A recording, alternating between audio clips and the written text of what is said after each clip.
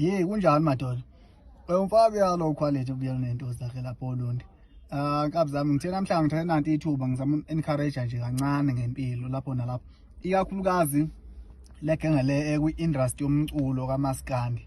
Lena nje sinayo nje la elokuzaneni entweni lezokuduma. Ngiyacela nkabi zami neniculayo.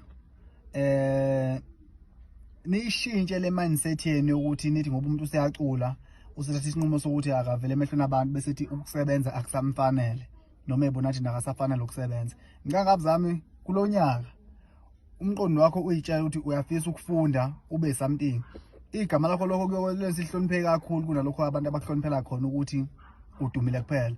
Mase kuthiwa nje umculi uyiphoyisa or uthisha, leyo nto leyo iyokwenza ukuthi behloniphe abantu because abahleli bemcimbi abanqeni uniqashe ekseni bekutshela kusethi kahle kahle mawulo ungenayo into oqheme ngawo ubambe lento eneyodwa.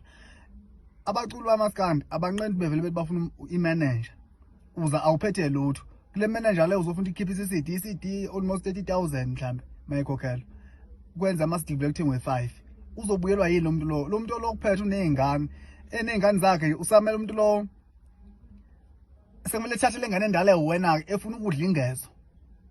Umuntu semegqokisa wena impahla edlula ngisho iprice yezakhe nqothi udumile.